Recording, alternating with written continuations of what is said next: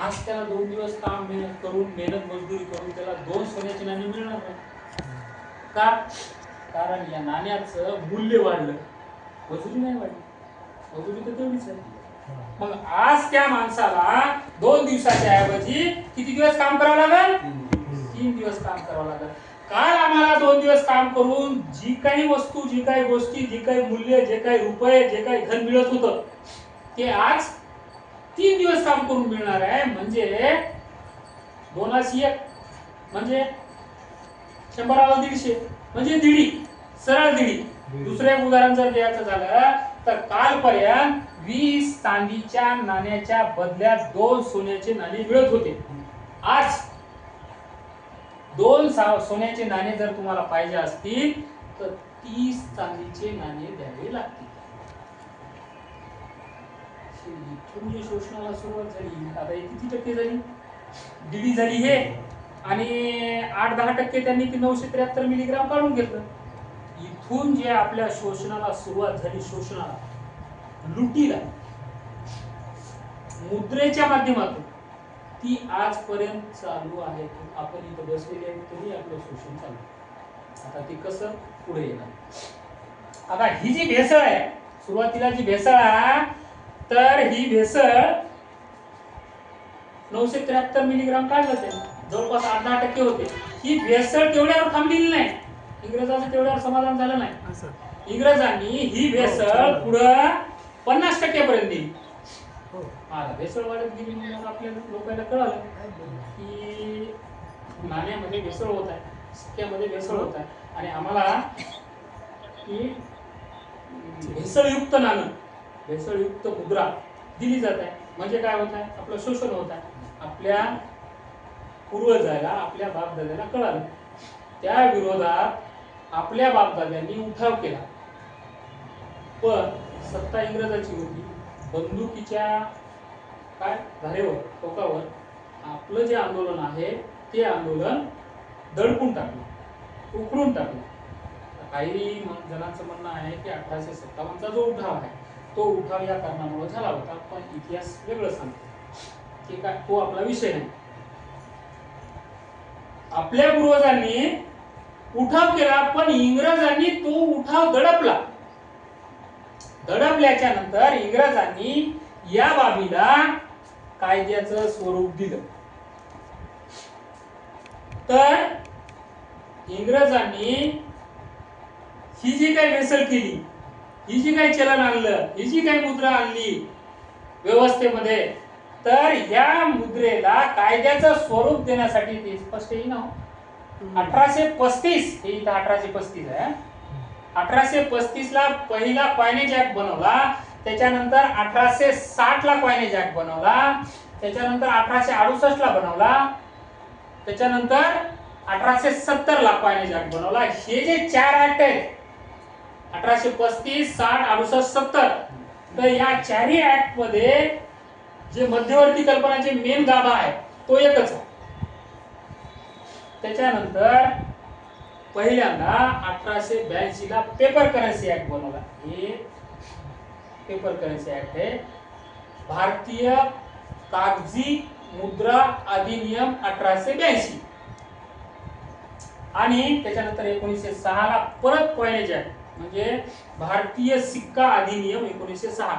या अगोदरच्या 4 कायद्यामध्ये जी काही मध्यवर्ती कल्पना आहे, जो मेन गाभा आहे, तोच या 1882, 1906 या कायद्यामध्ये देखील घेतलेला. तर 1882 चा पेपर करन्सी ऍक्ट लागू केल्याच्या नंतर त्यांनी कागदी चलन आणलं. कागदी चलन आणल्यावर आम्हाला काय सांगितलं की ह्या ज्या सोन्याच्या मुद्रा आहेत, तुम्ही अशा पालवात वापरता, कपड्यात वापरता, ती फाटते, तुटते, हरवतात, चोरी होते, तुम्हाला काय आता आम्ही नोटा देणार आहोत. मग त्या काळात काय केलं त्यांनी, आम्हाला असं नोटा वगैरे देतो म्हणून आम्हाला भूलथापा दिल्या. आमचे बापदादे काही त्या गोष्टीला, त्या भूलथापाला बळी पडायला तयार नव्हते. आमचे बापदादे काही सोनं चांदी देऊन कागदाच्या नोटा घ्यायला काही तयार नव्हते. मग इंग्रजांनी काय केलं, हा जो 1882 चा कायदा आहे, तो 1882 चा कायदा लीगल लॉक केला. लीगल लॉक आज देखील तो लीगल लॉक आहे. लीगल लॉक म्हणजे काय? त्या कायद्याला बदलता येणार नाही, त्या कायद्यामध्ये अमेंडमेंट करता येणार नाही, म्हणजे कुठलीही सुधारणा करता येणार नाही. एकदा कायदा झाला, लीगल लॉक झाला म्हणजे जो आहे तसाच कायमचा राहणार. तो आजपर्यंत तो तसाच कायमचा आहे, त्याला बदलता येणार नाही. आणि याच इंग्रजांच्या याच गोष्टीला आपले पूर्वज समजा बळी पडले किंवा इथंच आपल्या पूर्वजाची चूक झाली आणि या गोष्टीला मान्यता देऊन आणि काही ते मुखबिर काय म्हणतात इंग्रजाचे ते हस्तक होते ना, त्याला हाताखाली धरून आणि हा कायदा लीगल लॉक करून मग हळूहळू आमचे लोक हे जे नाणे होते मग दाखवलेले सोन्याचे आणि चांदीचे त्याच्याकडे जमा करू लागले, त्याच्या बदलात नोटा घेऊ लागले. त्यांनी पुन्हा सांगितलं की हे जे कायदा आहे तर या कायद्यानुसार तुम्ही जेव्हा केव्हा मागसाल त्या नोटवरच लिहिलेलं आहे, मैं धारक को 100 रुपये अदा करने का वचन देता हूं. म्हणजे तुम्ही ही नोट नेऊन जेव्हा जमा करसाल तेव्हा तुम्हाला जे नाणं आहे सोन्या चांदीचं नाणं तुमचं तुम्हाला परत मिळेल. त्या वेळेला दोन प्रकारची करन्सी होती. दोन प्रकारची करन्सी म्हणजे कोणती? एक होती सोन्या चांदीचं नाणं, दुसरी आली कागदाची. आता समजा 10 चांदीचे शिक्के आहेत आणि इकडे 1-1 रुपयाच्या 10 नोटा आहेत किंवा 2-2च्या 5 आहेत किंवा 5-5च्या 2 आहेत किंवा 10ची 1 आहे. दोन्हीचं मूल्य एकच होतं. 10 चांदीचे शिक्के, इकडे 10 रुपये नोटायचे, त्याचं दोन्हीचं मूल्य एकच होतं. आज देखील दोन प्रकारची करन्सी आहे. आज कोणती? आज देखील दोन प्रकारची करन्सी आहे. ती म्हणजे कागदी चलन कागदी नोटा, ह्या आपल्या ह्या नोटा आणि आपल्या चुनाळात डबड्यात टन करणं असते ना ते. अरे मला तर बांगरकडून 5000 घ्यायची होती, पाठवली का नाही? आला हो, पाठवली. ते डिजिट आहे गुरुजी. डिजिट कधीही करन्सी होऊ शकत नाही, चलन होऊ शकत नाही, मुद्रा होऊ शकत नाही. डिजिट आहे ते, आकडा तो केवळ आकडाच राहणार. आज देखील दोन प्रकारची करन्सी. आज आपण म्हणतो ना, अरे कागद साहेबांकडून घ्यायची होती, आले. अरे याला पाठवायचे, हा काय तो नंबर, हा आले का? पाय आले का? चुनाळात वाच पाहिजे. ती करन्सी कधीही होऊ शकणार नाही.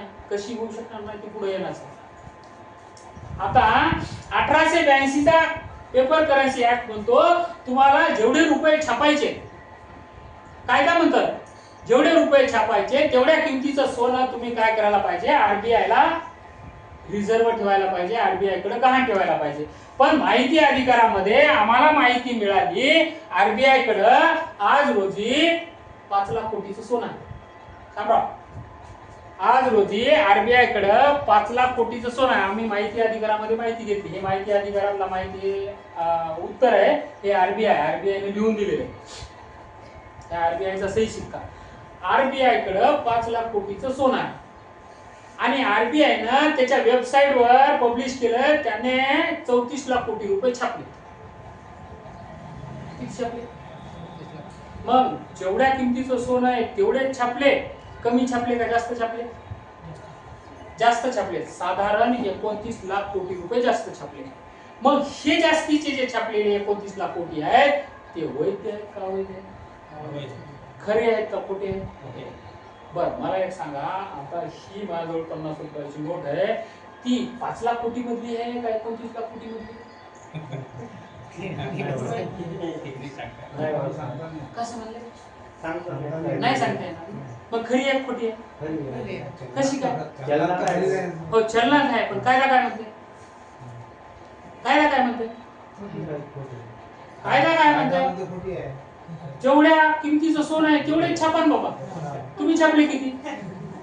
ह्याच्यापेक्षा खतरनाक गोष्ट पुढे येईल. ध्यानात ठेवा, छापले किती? 34 लाख कोटी. आणि छापलेले 34 लाख कोटी आहे आणि भारतातल्या तमाम हे दाखवायचं पहिले. तर छापलेले किती आहे? 34 लाख कोटी छापलेले, 34 लाख कोटी. आणि भारतातल्या तमाम बँकेनी, फायनान्स कंपन्यांनी, पतसंस्थांनी, खाजगी वाजगी ज्या काय आहेत कर्ज देणाऱ्या, या बचत गटाच्या वगैरे वगैरे जे काय, यांनी सगळ्यांनी मिळून, हे बघा इथं एकूण करन्सी आहे 34 लाख कोटी, इथं दिलेलं आहे, इथं करोड मध्ये आहे. कसं काय बरोबर दिसणं झालं, त्याच्यात तरी काही प्रॉब्लेम असेल. बरं, हे 34 लाख कोटी आरबीआय ने त्याच्या वेबसाईटवर बाजारात पब्लिश केले, दाखवते. तुम्ही बघा गुगलवर RBI.org.in टाका, त्याच्यात दाखवते तुम्हाला 34 लाख कोटी छापलेले. हा हे घ्या, तर 34 लाख कोटी रुपये छापलेले. आणि भारतातल्या जनतेला सगळ्या बँकांनी, पतसंस्थेनी वगैरे वगैरे मिळून, फायनान्स कंपन्यांनी मिळून 205 लाख कोटी रुपये कर्ज दिले. हे बी आरबीआय ने त्याच्या वेबसाईटवर दिलेलं आहे. हे काय माझ्या घरचं नाही, खिशातून काढलं तुम्हाला दिलं, आरबीआयच्या वेबसाईटवर आहे. मी जेव्हा रिपोर्ट काढला तेव्हा 181 लाख कोटीच होतं, 2023 ला काढले मी. आज 205 लाख कोटी झाले. आता मला सांगा, तुमच्या जवळ 34 लाख रुपये आहेत, तुम्ही मला व्याजानं, उसने, उधार, टक्केवारीनं देऊन किती देसा? 36 लाख. त्याच्यापेक्षा रुपया जास्त देता येणार नाही गुरुजी, नाहीच ना. जन्मालाच नाही आला ना. तयार किती झाले? 34. देणार किती? 34. मग यांनी 205 कधी दिले? हा नंबर घ्या, सगळे पुरावे पाठवतो मी तुम्हाला व्हॉट्सअपला, सगळे टोटल पुरावे. किती वाटले? 205 लाख कोटी वाटले, कर्ज दिले. आता हे कसं करतात? काय करतात? आता ग्राह्य धरा, उदाहरण देतो, ग्राह्य धरा की 2 कोटी छापले. किती छापले?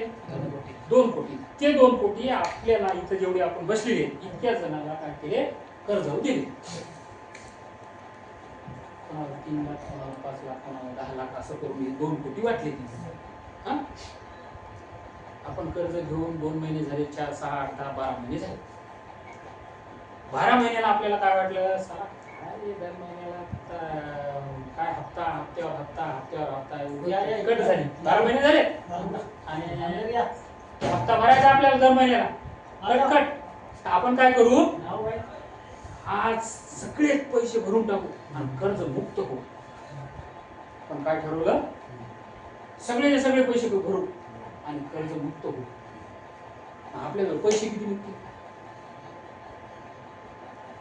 आपण गेलो आपल्या घरी, समका, आपल्या सोफ्या, आपल्या कपाटा, आपल्या देवघरात आणि कुठं काही जण तर उतरून गेले डाळीमध्ये. होय हो, माझ्या लहानपणी मी माहीत ठेवत होती म्हणून मला मी पाहिले ना, मी चोरून बी घेतले. हा, तर तिथून असे सगळे मिळून भेटतील किती? निघतील किती सगळ्या जवळ? 2च कोटी निघतील ना, कारण पहिला 2 कोटी झालेत ना. आणि हे 2 कोटी उचलले आपण बँकेमध्ये नेऊन टाकले. बँक ऐकल का? 12 महिन्यात व्याज द्यावं लागल ना. वापरले ना तुम्ही पैसे, मग तुम्ही पैसे वापरले, तुम्हाला 12 महिन्याचं व्याज द्यावं लागल. मला सांगा, 1% व्याज, 2 कोटीचे 2 लाख रुपये. आणता कुठून? आणता कुठून? छापलेले तर सगळे नेऊन भरले तुम्ही, आणता कुठून? तुम्ही छापता ज्या बँकेतून कर्ज घेतलंय त्या बँकेत तुमचा कोणी ओळखीचा माणूस आहे, त्याला एखाद्याला म्हणतो साहेब द्या ना, त्याला काहीतरी ऍडजस्ट करा, छापा ना. त्याला छापायचा अधिकार आहे.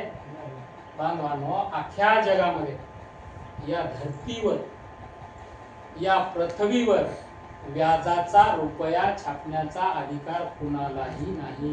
लिहून ठेवा, व्याजाचा रुपया छापण्याचा अधिकार कुणालाही नाही. का? कारण व्याजाचा रुपया हा विदाऊट मानक असतो, बिना म्हणजे मानकाचा असतो, त्याला मानक नसते.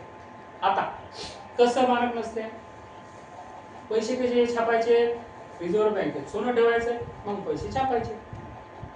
आता 2 लाख रुपये तुमची व्याजाचे तुम्हाला बँकेत भरायचे. आता ते तुमच्याजवळ नाही, तुमच्याजवळ नाही म्हणजे कोणाजवळ नाही, समजा पुऱ्या देशात नाही.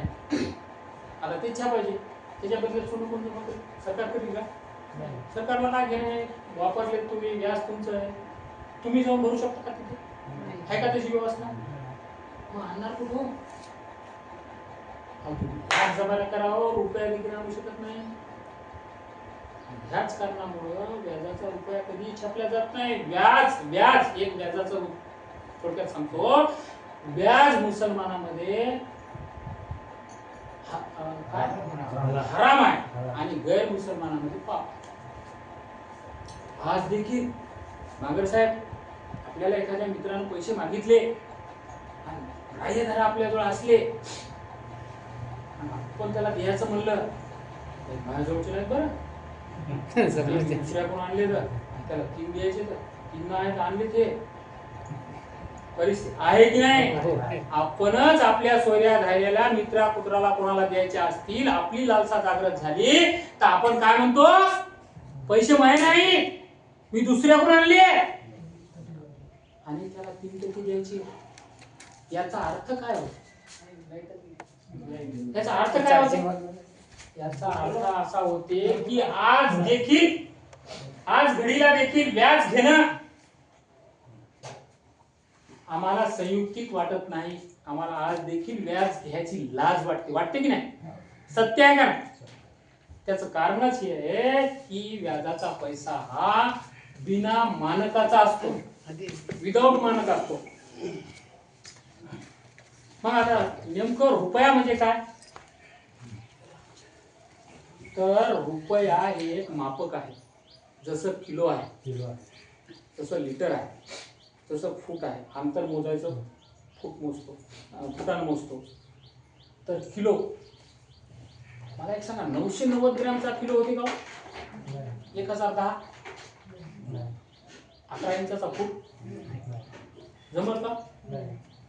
मग तसं रुपया जर मापक असल, मूल्याचं मापन करत असल, रुपया हे जर मापक असेल तर त्याचं काहीतरी मानक असेल की नाही? त्याचं काय मानक आहे?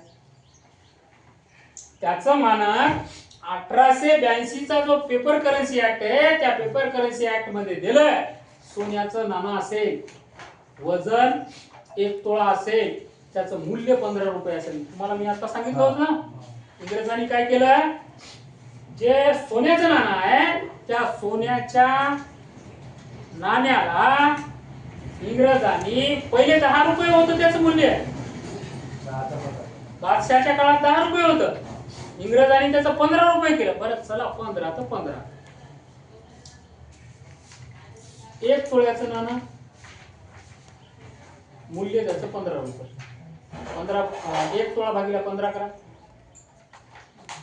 आता इथं गलत कसा, चूक कसा?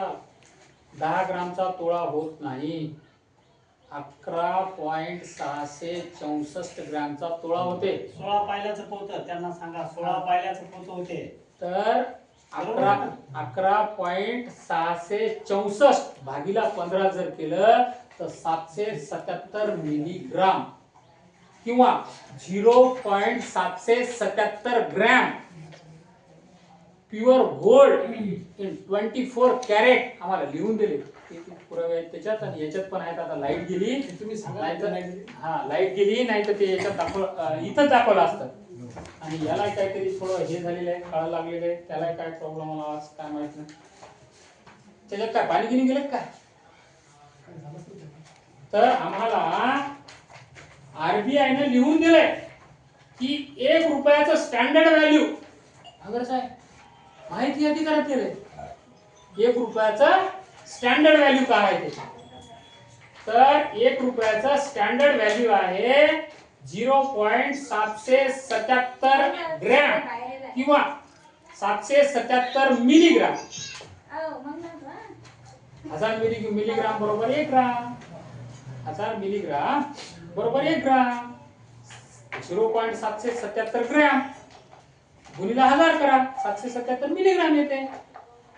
तर हा बघा तो माहिती अधिकार. तिथं त्याच्यात आहे वेगळा पोस्ट आहे ते.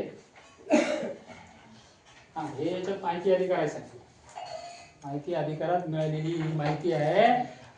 आरबीआयने लिहून दिलं 1 रुपयाचं मूल्य किती आहे 777 मिलीग्राम सोनं. मग आता आपण जर 1 रुपया घेऊन मार्केटमध्ये गेलो, सोनाराला म्हणलं बा याच्यात 777 मिलीग्राम सोनं दे, देते का? किती रुपये घेते आपल्याकडून? 1 ग्रामला.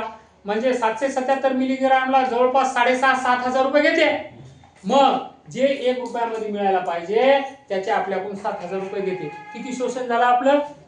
मी तुम्हाला मग काय म्हणलं, इथं आपण बसलेले आहेत तरी देखील आपलं शोषण चालू आहे. झालं सिद्ध? झालं का? सिद्ध झालं का? बरं, अजून एक उदाहरण सांगतो. आता हे 1 रुपया कायदेशीररित्या हे 777 मिलीग्राम सोनं आहे, बरोबर आहे. मी एखाद्या किराणा दुकानावर गेलो आणि त्याला म्हणलं मालक हे 1 रुपया, हे 1 रुपया म्हणजे 777 मिलीग्राम सोनं. मग 777 मिलीग्राम सोनं आज रोजी 7,000 रुपयाचं होते. तर काय करा, हे 1 रुपया घ्या आणि तुम्ही काय करा, तुमच्या दुकानातलं मला 7,000चं सामान द्या. काय करेल ते? खेटरा ना. बर समजा की त्याला हे रुपया घ्यायचा आणि मला बी त्याला द्यायचाच आहे. त्याला घ्यायचा आणि मला द्यायचा. तर हे 1 रुपया केवढ्यात घेईल? 1 रुपया रुपयातच घेईल ना. रुपया आहे ना ते, त्याच्यावर आहे ना दिलेला रुपया. काय करेल ते घेईल आणि मला एक चॉकलेट देईल. आणि ती चॉकलेट घेईल, तोंडात टाकल, चावत चावत घराकडे जाईल. वास्तविकता मी त्याला 777 मिलीग्राम सोनं दिलं गुरुजी. किती नुकसान शोषण झालं माझं? 7,000चं सोनं देऊन 1 रुपयाची चॉकलेट खाल्ली मी. झालं शोषण? झालं प्रूफ? झालं. आज देखील चालू आहे, आज देखील. त्याच्यानंतर माझ्याकडे काही नोटा आहेत. तर ही 1 रुपयाची नोट आहे गुरुजी. 1 रुपयाची नोट डाउनलोड करा, आजकाल मिळेना झाली. ही 1 रुपयाची नोट आहे, हिला वाचा. याच्यावर काय लिहिले ते सांगा.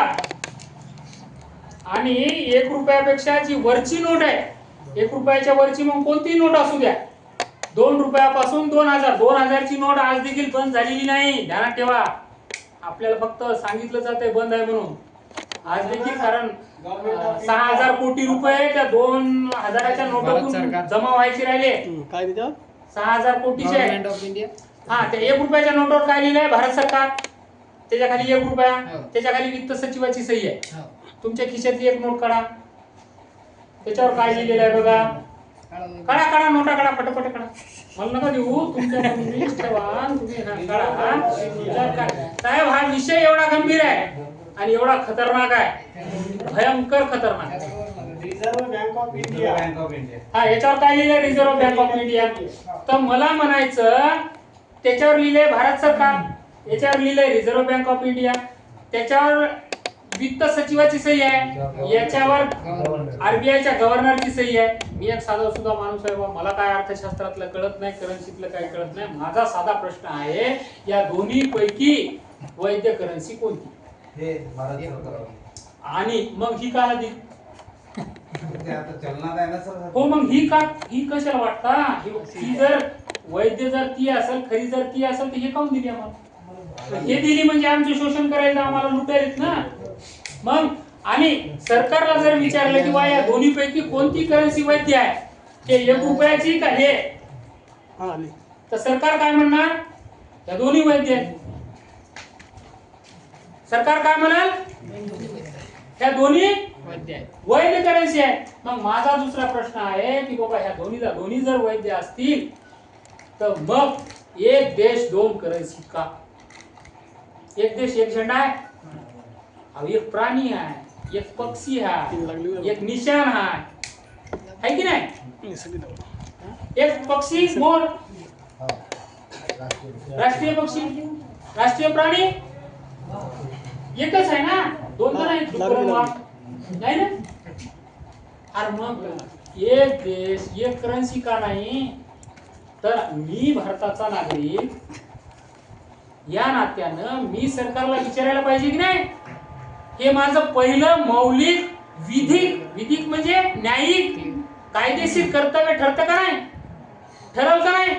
म्हणायला पाहिजे की नाही? मी विचारायला पाहिजे, पत्र लिहायला पाहिजे सरकारला, आरबीआयला पत्र लिहायला पाहिजे, बरोबर आहे?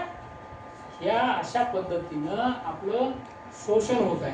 आता बांधवांनो, याच्यावर दिलेलं आहे, मैं धारक को 50 रुपये अदा करने का वचन देता हूं. मी ही नोट 1968 च्या अगोदरची नोट घेतली, मागवली, ऑनलाईन मागवली, मागच्या मीटिंग मध्ये सांगितलं होतं तुम्हाला इथल्या त्या मीटिंग मध्ये. तर याच्यावर दिलेलं आहे, I promise to pay the bearer on demand sum of ₹10 आणि त्याच्या खाली दिलेलं आहे at any office of issue, आणि याच्यावर दिलेलं आहे I promise to pay the bearer sum of ₹50. तर या वचनपत्रामध्ये ऑन डिमांड हे शब्द काढलाय आणि at any office of issue हे शब्द काढलाय, आणि हे आरबीआयच्या गव्हर्नरचा ऍटिट्यूड आहे. आपलं स्वतःचं ऍटिट्यूड जरी बदलायचा असेल, आपलं स्वतःचं ऍटिट्यूड जर बदलायचा असेल, आपण एखादा ऍटिट्यूड केले, एखादी नोटरी केली किंवा एखादी रजिस्ट्री केली आणि कोर्टात दाखल केली, आणि 15 दिवसांनी म्हणलं नाही नाही मला याला नाही द्यायची, याला द्यायची, जमल का? कोर्टात दाखल केल्यावर जमते?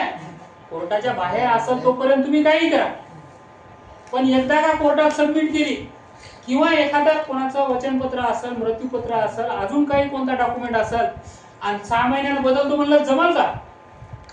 आपलं स्वतःचा ऍटिट्यूड बदलता येत नाही. हे आरबीआयच्या गव्हर्नरचा ऍटिट्यूड कुठलाही कायदा, नियम, अधिनियम न करता बदलले. ते देखील आम्ही माहिती अधिकारामध्ये विचारले. माहिती अधिकारामध्ये आम्हाला सांगितलं की अशा प्रकारची माहिती आमच्याजवळ उपलब्ध नाही. याचा अर्थ काय की कोणताही कायदा, कोणताही नियम, अधिनियम, आता चांगलं दिसायला तर कोणताही नियम, अधिनियम न बनवता हे ऍटिट्यूड बदलण्यात आलेला आहे. मग जेव्हा तुम्ही तुमच्या ऍटिट्यूडचा कानामात्रा जरी बदलला तर ते 0 मानले जाते, ते 0 मानले जाते, त्याला काही व्हॅल्यू उरत नाही.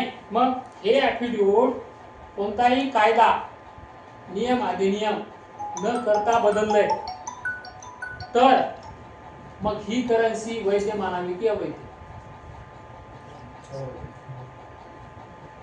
कोणताही कायदा न करता जर याच्यावरचं वचनपत्र बदललेलं असेल तर हे ₹1 वाचा, ₹1 वाचा, याच्यावर भारत सरकार, त्याच्या खाली ₹1 आणि इथं गव्हर्नरची सही आहे, सॉरी वित्त सचिवाची सही आहे, विमल जालान. 50 ची नोट घे, दुसरी. हा हे बघा, आता इथं जरा मोठं नाही दिसत, आता एवढंच दिसते. तर इथे काय दिलेलं आहे, मैं धारक को 50 रुपये अदा करने का वचन देता हूं, आणि इथं I promise to pay the bearer sum of ₹50. आणि त्याच्या अगोदरची 1968 च्या अगोदरचं वचनखंड वेगळं होतं सर. 1968 च्या अगोदर वचनखंड काय होतं, I promise to pay the bearer on demand. हे इथं ऑन डिमांड दिसतंय बारीक, हे इथं आहे on demand the sum of ₹10 at, खाली आहे इथं at any office of issue. ही नोट मला आता एक कोर्टात दाखल करावं लागणार आहे, त्यासाठी मी मागून घेईन ऍज अ पुरावा म्हणून दाखल करायचं. आता 80 रुपयात मागवली नोट. बांधवांनो, मला एक सांगा, त्याच्यावर लिहिले मैं धारक को 50 रुपये अदा करने का वचन देता हूं, याचा अर्थ काय? हे वचनपत्र आहे, बरोबर आहे? मग हे जर वचनपत्र असेल तर हे रुपया नाही, बरोबर आहे की? अहो मला एक सांगा, आता एकच वस्तू 2 असू शकतात का? किंवा 2 वस्तू 1 असू शकतात का? हे जर वचनपत्र असेल तर हे रुपया नाही. अहो हे वचनपत्र आहे म्हणून ओरडू ओरडू सांगायला ना, मैं धारक को 50 रुपये अदा करने का वचन देता हूं, बरोबर आहे? जर हे वचनपत्र असेल तर रुपया कुठे आहे? रुपया कुठे आहे आपला? आरबीआय मध्ये. ओरिजिनल कोणता रुपया आहे? हा रुपया आहे. जे की याच्या सेक्युरायझेशन मध्ये, याच्या सिक्युरिटी मध्ये ही सिक्युरिटी म्हणून ठेवल्या गेली आणि त्याच्या बदल्यात पेपर करन्सी, कागदी चलन, त्याच्या बदल्यात ते फक्त वचन पावती आहे, फक्त पावती, रुपयाची पावती आहे, रसीद आहे, रिसिप्ट आहे, रिसिप्ट, हे रुपया नाही. आता जे काही शोधकर्ता आहेत, या शोधकर्त्यांनी हा सगळा शोध घेतल्याच्या नंतर, सगळे कायदेशीर पुरावे त्यांच्याकडे आल्याच्या नंतर त्यांनी काय केलं? हा मेन शोधकर्ता आहे घनश्याम वर्मा, मेन शोधकर्ता हा आहे, आणि त्याला सहकार्य करणारा हा देवेंद्र बल्लाळ. याची जनता सरकार मोर्चा नावाची एक संघटना आहे. तर हे काही राज्यामध्ये जनजागरणाचं काम करत आहे, तर काही राज्यात आहे. आता हा मुद्दा एवढा मोठा आहे, मुद्दा एवढा खतरनाक आहे, मुद्दा एवढा डेंजर आहे की हा मुद्दा आपल्याला नॅशनल लेवलवर लढल्याशिवाय याचं काही निरसन करता येणार नाही. त्यासाठी आपल्याला याला नॅशनल लेवलवर न्यावं लागेल. तर या शोधकर्त्यांनी जो शोध घेतला, शोध घेतल्याच्या नंतर याच्याकडे जे पुरावे आले, आता इथून तुमच्या कामाचा. तर शोध घेतला, शोध घेतल्याच्या नंतर त्या शोधकर्त्यांनी काय केलं? आपल्याच एका मित्राला सांगितलं, कारण त्याला प्रॅक्टिकल करायचं होतं. पुरावे आले, डॉक्युमेंटरी एव्हिडन्स आले, आता त्याला काय करायचं? त्याला आता प्रॅक्टिकल करायचं, खरं काय खोटं काय पडताळून पाहायचं. तर मग त्यानं काय केलं? या कार्यकर्त्यानं आपल्याच एका मित्राला म्हणलं, तुझ्याकडे कर्ज आहे? हो. भरू नको आज. म्हणे का भरू नको? म्हणे अर्ज तयार करून दिला तुला, ते अर्ज तू काय कर, बँकेला देऊन टाक. ते मित्र आहे, रोजचा उठला 24 तासचा मित्र, ऐकणार नाही ते काय करेल? त्याला ऐक, तुमचा मित्र असेल का? प्रत्येकाचा असतं, त्याचं ऐकते म्हणे.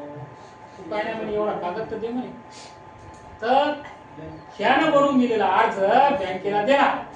त्या अर्जामध्ये लिहिलं की शाखा व्यवस्थापक महोदय, तुम्ही जे मला कर्जरूपी रुपये दिले, ते वैध दिले का अवैध दिले, ते मला सप्रमाण सत्य प्रतीमध्ये लेखी द्या. काय लिहिलं अर्जात? शाखा व्यवस्थापक, मॅनेजर, बँक मॅनेजर, हा, शाखा व्यवस्थापक महोदय, तुम्ही मला कर्जरूपी जे रुपये दिले, ते रुपये वैध दिले का अवैध दिले, हे मला तुम्ही सप्रमाण म्हणजे पुराव्यासह, सप्रमाण म्हणजे पुराव्यासह, सप्रमाण सत्य प्रतीमध्ये द्या. बांधवांनो, आजपर्यंत जवळपास 15,000 लोकांनी आपापल्या बँकेला अर्ज केलेत. हाच अर्ज केला, हाच अर्ज करून आपल्या बँकेला विचारलंय, आपलं मॅनेजर साहेब, तुम्ही मला जे कर्जात रुपये दिले, ते वैध दिले का अवैध दिले मला सांगा. एकाही बँकेनं, एकाही कर्जदाराला आजपर्यंत सप्रमाण म्हणजे पुराव्यासह उत्तर दिलेलं नाही. मागर साहेब, माझ्या हातावर जवळपास 50 अर्ज भरण्यात आलेले आहेत. अदरगे सरचा अर्ज भरला मी. अदरगे सर आपले त्याचा स्वतःचा अर्ज आहे, त्याच्याकडे 24.5 लाख कर्ज घेतले, त्याने 16.5 लाख भरले आणि बँकेने त्याच्यावर 25 लाख अजून काढले. त्याला फेब्रुवारी मध्ये मी अर्ज तयार करून दिला. आता 6-7 महिने झाले.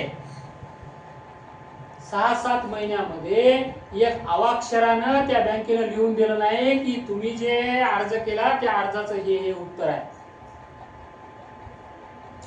असे जवळपास मी स्वतःहून 50 अर्ज केले, एकालाही उत्तर आलेलं नाही. सगळे मिळून उभ्या भारतामध्ये, भारत देशामध्ये जवळपास 15,000, 15, 16, 17,000 पर्यंत गेला असेल. वेगवेगळ्या ठिकाणी चालू आहे हे, असं यासारखं येते सांगून जाते.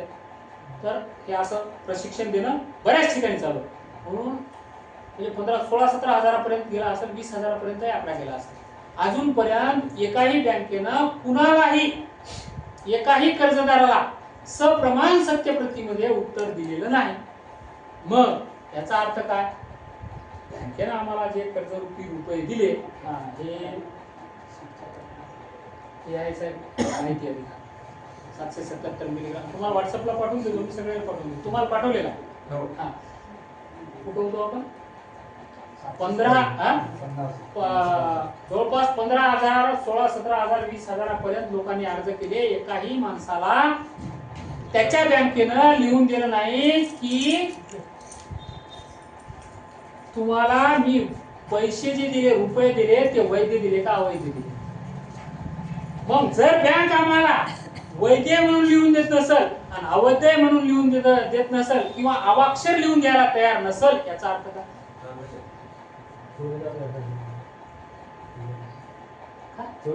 चोरीचा नाही, अहो बाजाबता छापलाय, ते बाजाबता छापलाय आणि कायदेशीर आहे म्हणून आपल्यावर थोपलाय. बाजाबता छापलाय, कायदेशीर आहे म्हणून आपल्यावर थोपलाय. वास्तविक पाहता तो वैध रुपया नाही. मग आता हे सिद्ध झाले की ते अवैध रुपया. मग आमचे भदरगे सर आहेत, आमच्या भदरगे सरांकडं 24.5 लाख रुपये कर्ज घेतलं त्यांनी घर बांधण्यासाठी. घर बांधण्यासाठी 24.5 लाख रुपये कर्ज घेतलं. त्याला मागच्या नोव्हेंबरला मी ह्या गोष्टी सांगितल्या, तर त्यांनी नोव्हेंबर महिन्यापासून कर्ज भरणं बंद केलं. कर्ज भरणं बंद केलं. फेब्रुवारी महिन्यामध्ये 3 महिने बॉन्ड झाले, हप्ते 3 महिने बॉन्ड झाले की त्याने अर्ज केला की बाबा तुम्ही मला जे कर्ज दिलं ते कर्ज, त्या कर्जातला रुपया वैध होता का अवैध होता सांगा. त्यांनी काही लिहून दिलेलं नाही. त्यांनी आमचा अर्ज बाजूला ठेवला आणि सरफेसी ऍक्ट नुसार 13(2) ची कारवाई केली. 13(2) ची कारवाई म्हणजे सरफेसी ऍक्ट आहे 2002 चा. त्या सरफेसी ऍक्ट मध्ये काय केलं जाते की तुम्ही जर कर्ज भरलं नाही आणि तुमची बिल्डिंग, घर, दार, प्रॉपर्टी जी काही घाण ठेवलेली असते तर तिला जप्त करायचं, विक्री करायचं, त्याच्यातून कर्जाची पूर्तता करायची. हा तो असा सरफेसी ऍक्ट आहे 2002 चा. आमचा अर्ज बाजूला ठेवला आणि त्यानं सरफेसी ऍक्ट नुसार 13(2) ची आम्हाला नोटीस दिली. आम्ही 13(2) चं उत्तर दिलं. 13(2) चं उत्तर दिल्याच्या नंतर 15 दिवसाच्या कांगर साहेब आम्ही 13(2) चं उत्तर दिलं. बँकेने आम्हाला 13(2) दिली. आम्ही त्या 13(2) चं उत्तर दिलं. 13(2) चं उत्तर दिल्यावर बँकेला बंधन करत आहे 15 दिवसाच्या आत त्या 13(2) चं स्पष्टीकरण द्या. अजून दिलेलं नाही. आणि त्याच्यानंतर एक कायदा आहे, त्याच्याशिवाय आरबीआयच्या गाईडलाईन आहे आणि इलाहाबाद हायकोर्टाचं जजमेंट आहे की काय जजमेंट आहे की कस्टमर म्हणजे ग्राहक म्हणजे आपण आणि बँक दोघांच्या मध्ये जेव्हा केव्हा काही वाद विवाद उत्पन्न होतो त्या वेळेला रिकव्हरी म्हणजे हप्ते वसुली ची कारवाई पूर्णपणे त्या क्षणाला स्टॉप होते, बंद होते.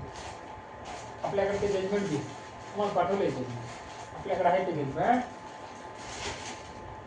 तर मग आम्हीच त्याला पत्र दिलं म्हणजे तुम्ही हे उच्च न्यायालयाच्या निर्णयाचं अवहेलना करत आहात. उच्च न्यायालयाचं म्हणणं असं आहे की आम्ही कर्जदार आणि बँक आमच्या दोघांमध्ये आम्ही एक पत्र दिलं म्हणजे डिस्प्यूट निर्माण झाला. एक पत्र देताच वाद निर्माण झाला. त्या पत्राचं निरसन केल्याशिवाय म्हणजे भदरगे सरनं जे पत्र दिले बँकेला त्या पत्राचं निरसन केल्याशिवाय रिकव्हरीची कोणतीही कारवाई करता येत नाही. वास्तविक पाहता त्याला 13(2) ची नोटीस देखील देता येत नाही.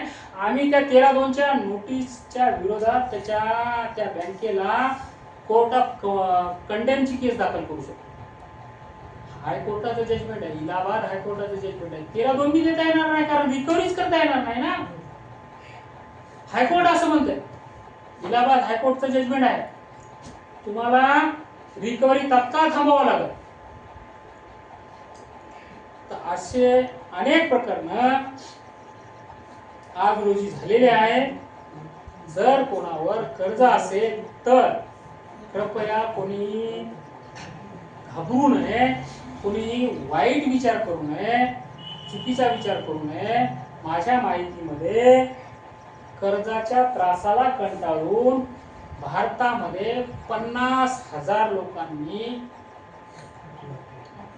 जग सोडून गेले. हा सरकारी आकडा.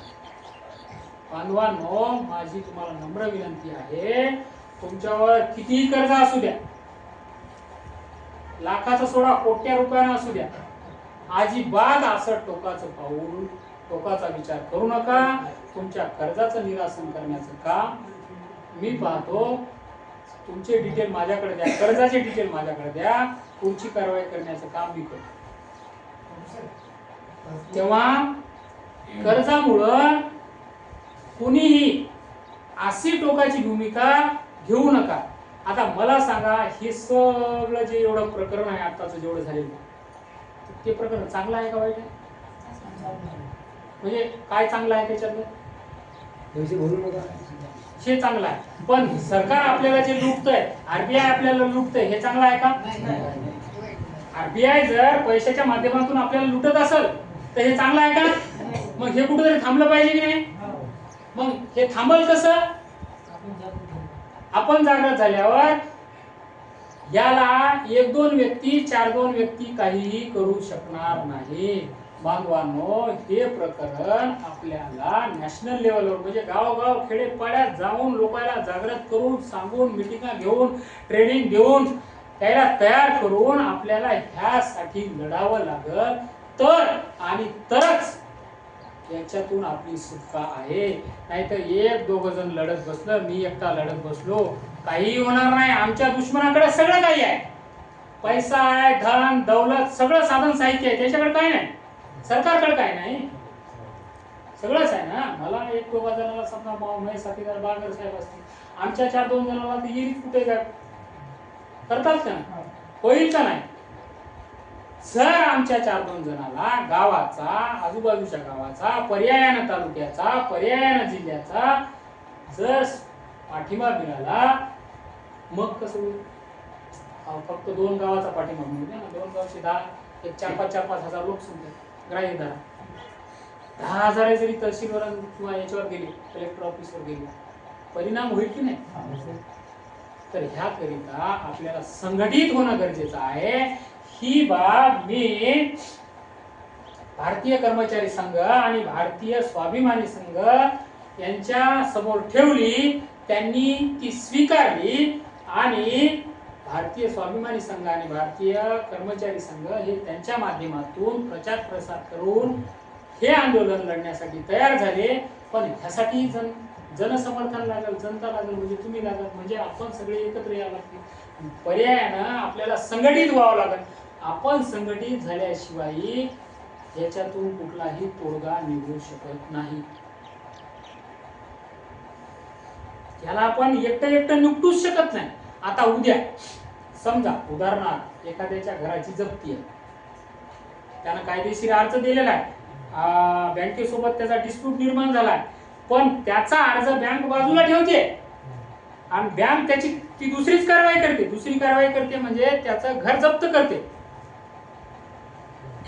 ती जर जप्ती रोखायची असेल तर जाणकार लोकांची गरज लागेल, तिथं जनतेची गरज लागेल. 10-20 लोक लागतील ना, 10-20 माणसं लागतील ना तिथे. नाही बाबा, तुम्हाला अर्ज दिलेला आहे, त्या अर्जाचं उत्तर द्या आणि मग पैसे घेऊन जा, आम्ही पैसे द्यायला तयार आहे, तुम्ही घर जप्ती करायला कसं काय आहे असं म्हणायला 10-5 लोक तरी लागतील ना तिथं. मग आता मला सांगा, मी राहतो वाशिमला आणि जप्ती आहे संग्रामपूरला, या जायचं अवघड आहे ना. माझं म्हणणं हे की जर जाणकार व्यक्ती जर इथे निर्माण झाले तर संग्रामपूर किती लांब आहे इथून? तुम्हाला जायला काय अडचण आहे का? तुमच्यातले समजा 7-8-10 लोक जर तयार झाले, ह्या गोष्टी सगळ्या जाणून घेतल्या, तुम्हाला तिथं जाऊन जप्ती रोखणं काय कठीण आहे का? बरं ठीक आहे, सुरुवातीला मी 2-3 वेळा येतो, मी स्वतः येतो. कोणाची जप्ती असू द्या की अगोदर मला कळवा. ती कळवल्याच्या नंतर रितसर त्याचा जो संघटनकडून अर्ज तयार होतो तो अर्ज त्याने दिलेला असावा बँकेला, आणि मग आपण जप्ती रोखायला अधिकृतरित्या आपण तिथे जाऊ. मी सुरुवातीला येतो. सुरुवातीला मी काय करतो ते तुम्ही माझ्यासोबत राहून बघा, शिका. त्याचे काही व्हिडिओ आहेत ते मी पाठवतो तुम्हाला. या पद्धतीनं आपण म्हणजे जो एखाद्या व्यक्तीवर जर कर्ज असेल आणि त्याला एकच घर असेल, खूप जण आहे, मला तर वाटते 95% लोकांना एकच घर आहे देशामध्ये, त्याला एकच घर असेल आणि ते जर 2 दिवसात जप्त होणार असेल तर त्याची काय स्थिती असेल, त्याची काय अवस्था असेल. सर पण तो कर्ज आपण घेतो अर्ज बँकेत दिला. प्रश्न जो आहे तो प्रश्नाचं सेशन आपण पुढे ठेवणार आहे. मी तुमच्या सगळ्या प्रश्नाचं उत्तर दिल्याशिवाय इथून जाणार नाही. ओके. काय परिस्थिती असेल त्या माणसाची, अरे जगू का मरू असं होते हो, तुला रात्रभर झोप येत नाही. आणि त्याची जर तुम्ही जप्ती वाचवली, कायदेशीररित्या त्याला जर कागदपत्र करून दिले तर त्याच्या जीवनात काही फरक पडेल की नाही? मग हे काम करणं चांगलं आहे का वाईट? भले त्या लोकांच्या दृष्टीने ते वाईट म्हणतील आपल्याला, पण जगाच्या हिशोबाने, जनतेच्या हिशोबाने वाईट आहे का चांगला आहे? मग हे आपण काम केलं पाहिजे की नाही?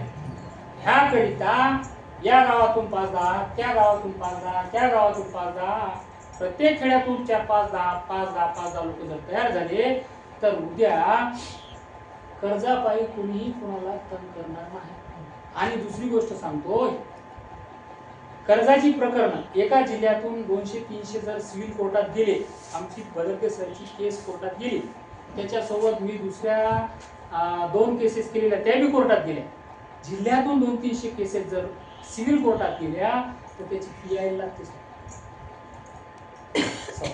समजा एका स्टेटमधून 400-500 केसेस झाल्या, तिथून 50, तिथून 10-20, तिथून 50, तिथून 30-40, अशा मिळून 400-500 जर स्टेट लेवलवर झाल्या तर त्याची PIL लागते, जनहित याचिका लागते आणि 500 लोकांचा दबाव असते त्या जजवर इलेक्शन. बरं, नुसता दबावाखाली घ्यायचं नाही आपल्याला, दबाव असते म्हणजे दबावात करायचं, दबावाखाली कायद्यानुसार सांग आम्हाला. ते तुम्हाला आतापर्यंत जे सांगितलं ते नाणं, आमचा रुपया याच्यातला खरा कोणता खोटा कोणता, आणि माझ्या रुपयाची म्हणजे विधिक मूल्य आज रोजी काय, माझ्या रुपयाचं मानक काय, मानक त्याचं स्टँडर्ड काय. काही जण म्हणतात रुपयाचं मानक 100 पैसे आहे, चला 2 मिनिटासाठी ग्राह्य धरू की रुपयाचं मानक हे 100 पैसे. 100 पैशालाच रुपया म्हणतो ना, 100 पैशालाच म्हणतो ना. तर मानक घटल्या जात नाही, वाढवल्या जात नाही. किलो आहे, 1000 ग्रॅमचाच होते, 990 करता येत नाही, 1010 करता येत नाही, बरोबर आहे. मग जर रुपयाचं मानक 100 पैसे मानलं तर 100 पैसे असो का रुपया असो, रोजच्या रोज खाली वर होते. त्याचं व्हॅल्युएशन रोजच्या रोज वर तर जात जायच ना, रोजच्या रोज खाली खाली चाललं. 86 रुपये डॉलर झाला, मला वाटते 2005च्या दरम्यान ते 56 रुपयाला काहीतरी होतं. 56 रुपये दिले तर $1. आता 82-86 वर गेला ना डॉलर. काय केला, रोजच्या रोज आपल्या रुपयाची किंमत कमी व्हायली ना. त्यावेळेला 50 भेटत होता, आज 86 मोजावं लागले ना. रुपयाचं मूल्य वाढलं का कमी झालं? तुम्ही रुपयाचं धरा नाही तर 100 पैशाचं धरा. 100 पैसे म्हणजेच रुपया ना, रुपया म्हणजे 100 पैसे असं म्हणणं आहे ना. असं म्हणणं असेल तर त्याचं मानक जे आहे ते कमी का होत चाललंय? त्याचं जे मूल्य आहे, मूल्य ते मूल्य कमी का होत चाललंय? मूल्य कमी व्हायला पाहिजे ना, कारण मापकाचं मूल्य कधीही कमी होत नाही. अच्छा, यानंतर कर्जामुळे जर कोणी परेशान असेल तर अजिबात कुणीही वाईट विचार करू नका, घाबरू नका, भिवू नका. मला माहिती द्या, मी त्याच्यावर तुम्हाला सोल्युशन देतो. त्यानंतर आमचे स्वामीजी तुम्हाला 5 मिनिटात मार्गदर्शन करतील आणि त्यानंतर प्रश्न उत्तराचा सत्र राहील. तुमचे जे काही प्रश्न असतील त्या प्रश्नाची उत्तर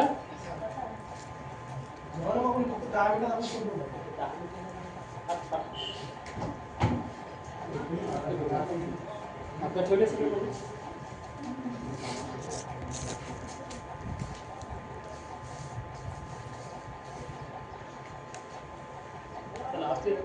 माणसं आम्ही राहायची बरोबर, आम्ही तिघं धरू बाकीचे 27. 30 माणसं अंदर गेल्यावर बाहेर निघताना 40 निघायला पाहिजे. निघते का 40? नाही म्हणतात. 30 माणसं अंदर गेले, आता सोडताना 40 माणसं सोडायची आपल्याला शक्य आहे? आपल्यासोबत कसं व्हायचं तुला? वेबसाईट लावून आपल्यासोबत कसं होईल आपलं? नाही का? आपल्याला 1 रुपयात देते गव्हर्नमेंट ऑफ इंडिया, ते मग ते बंद झालं. दुसरं देते रिझर्व्ह बँक ऑफ इंडिया, आपल्याला ते हे इंडिया आहे ते इंडिया आहे.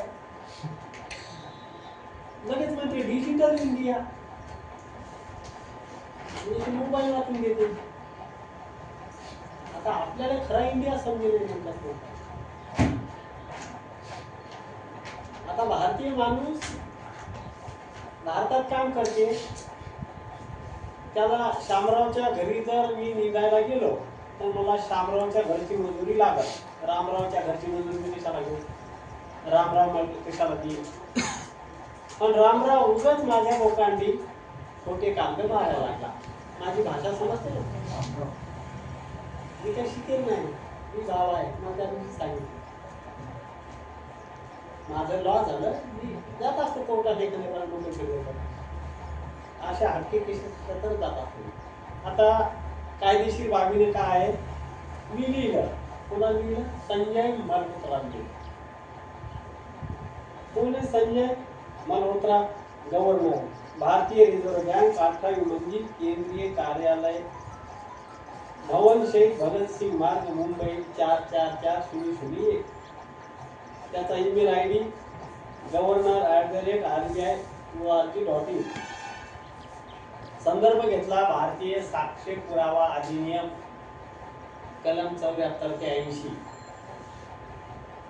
त्या कायद्याच्या तरतुदीस अधीन राहून, त्या संदर्भाच्या तरतुदीस अधीन राहून महोदय RBI चे गव्हर्नर मल्होत्रा साहेब, तुमची सही आहे, त्या कागदावर तुमची सही आहे, तुम्हाला त्याचा संदर्भ देतो, त्याच्या संदर्भाच्या तरतुदीस अधीन राहून तुम्ही ती मला माहिती द्या.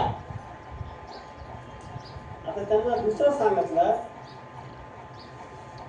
सार्वजनिक अभिलेखे जतन अधिनियम 2005, त्याच्या तरतुदीस अधीन राहून मला तुम्ही माहिती द्या. 100 वर्षाची माहिती तुम्हाला देणं बंधनकारक आहे. तुम्ही जर 100 वर्षाची माहिती देता येत नाही तर कोतवाल बुकाच्या अनुक्रमाने कशा भेटायला नाही का? कोतवाल बुकाला ज्यावेळी तुम्ही जाता, कोतवाल बुकाची नंतर मागते तुम्हाला काम करतो त्यावेळी, त्या किती जुने असतात. त्याचे कागद पेन्सिल लिहिलेले, ते कागद जीर्ण झाले, त्या भेटतात. म्हणजे ते कागद, ते रेकॉर्ड, ते पब्लिक रेकॉर्ड आहे, ती जतन करण्याची जबाबदारी कोणाची आहे? सरकारची, शासनाची. त्याने ते जतन केलं पाहिजे आणि आमच्याकडून जे काय फी लागते ती फी घेतली पाहिजे आणि त्याच्या बदल्यात आम्हाला ती माहिती त्यांना आम्हाला दिली पाहिजे. ते जतन करण्याची जबाबदारी त्याच्याकडे. मग निरात गेलो कसं 1 रुपयात ते चेकपट घ्यायला आपला सगळा जिंकायचाच नाही का? आता ही गोष्ट कशी आहे की वरलीची चिठ्ठी त्याच्यावर पुन्हा गव्हर्नरची सही असते का? नाही. पण ते दाखवलं की ते चुपचाप म्हणते हे तुमचं आलं गेलं. डिजिट कसं आहे? हा पाणी वाजलं गेलं. कुणाची सही नाही राव त्या वरलीच्या चिठ्ठीवर, तरी लोक तुम्हाला कागद देतात. आता याच्यावर सही आहे, हे 2 दाखवे, महान दाखवे. कोण ते दाखवे? रिझर्व्ह बँकेचा आहे, त्याची सही आहे. रिझर्व्ह बँकेचा गव्हर्नर, त्याची सही. दुसरा इकडं गव्हर्नमेंट ऑफ इंडियाचा आहे, फायनान्स